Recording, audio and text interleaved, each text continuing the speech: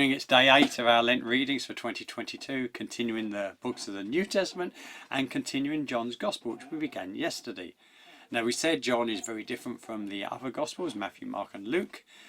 They have things they have in common. They all have in common the important details at the end, such as Jesus' arrest and his trial, crucifixion and resurrection. They all include the feeding of the 5,000, interestingly. But a lot of other things are not included in John. Things like sacraments. There's no baptism of Jesus mentioned. And there's no Last Supper. Instead, where the Last Supper takes place, John has the washing of the disciples' feet. No doubt they all happened on the same evening, but John has chosen not to mention the bread and wine, but focus differently. Maybe by then the sacraments had become superstitious in the way people were treating baptism and communion, so John wanted to play them down. We don't know, but John doesn't include them. But John does include some other things which are not elsewhere. He includes conversations such as with the woman at the well, or with Nicodemus in John 3, where he utters that John 3:16 verse about God so loving the world. He includes what he calls 7 signs, the first of which being the water turned into wine at the wedding at Cana, not mentioned elsewhere in any of the other Gospels.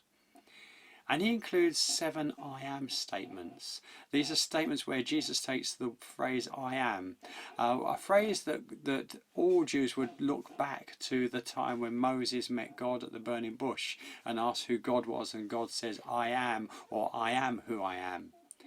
And Jesus takes that and uses that statement when he says things like, I am the good shepherd, I am the gate, I am the way, the truth and the life. And one of the ones I want to look at today, I am the resurrection and the life, which is from the story of Lazarus in John chapter 11. So let's read that together. It's quite long, so I'm going to miss a bit out in the middle, read some at the start and then jump down in a moment. John 11 from verse 17. On arrival, Jesus found that Lazarus had already been in the tomb for 4 days. Now Bethany was less than 2 miles from Jerusalem, and many Jews had come to Martha and Mary to comfort them in the loss of their brother. When Martha heard that Jesus was coming, she went out to meet him, but Mary had stayed at home.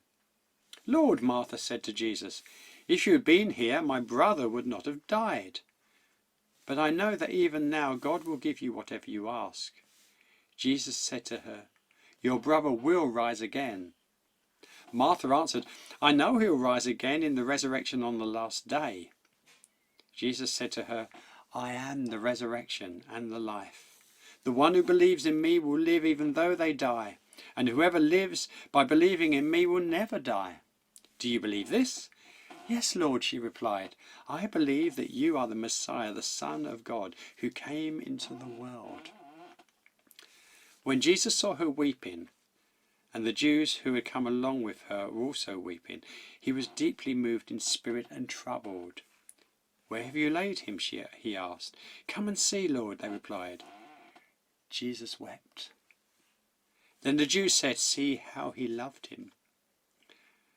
But some said of him, could not he who opened the eyes of the blind have kept this man from dying? Jesus, once more deeply moved, came to the tomb.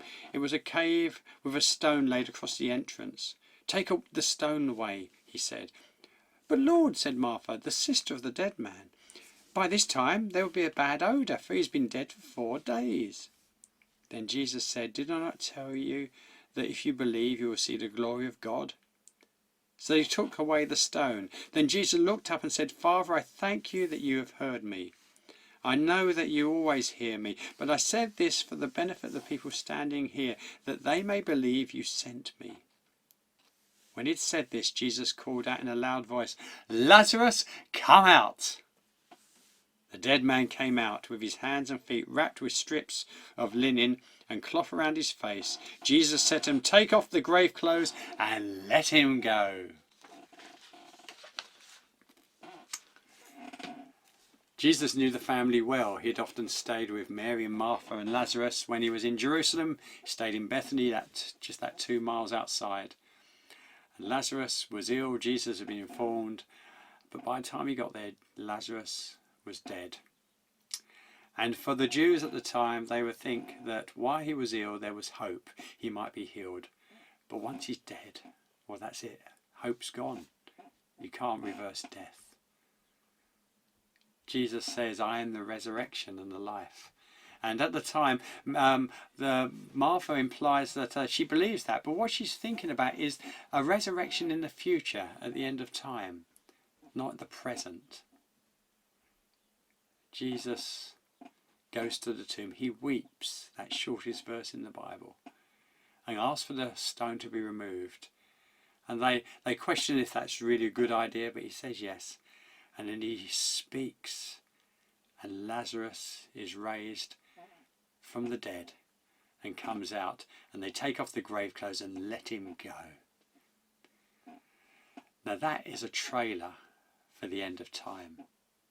God heals in many ways. God heals by the way He designed our bodies, and that our antibodies attack viruses and bacteria. He's given us the blessing of the medical services with treatments that can heal us. Sometimes He will touch and heal miraculously. And then there's that promise at the end of time when all death and dying and sickness and mourning will be done away with. When Jesus says He is the resurrection and life, He looks to that time when all healing will take place as we are raised. Every prayer for healing will be answered. The question is when. What measure of that healing do we have now, or do we have later? What happens here is that some of that future healing is brought forward as a sign of what is to come. And Lazarus is raised, but he's not raised to new life. He's raised back to his old life. Lazarus will go on to die, as everybody who Jesus healed died, and anyone that when we pray for healing will go on to die, because true healing takes place in the future when Jesus returns, and we will be raised, and there'll be no death, no dying, no mourning, no sickness. And what we pray for now, when we pray for healing, is that God will bring some of that future healing into our time now as a sign of what's to come. Till next time, have a blessed day.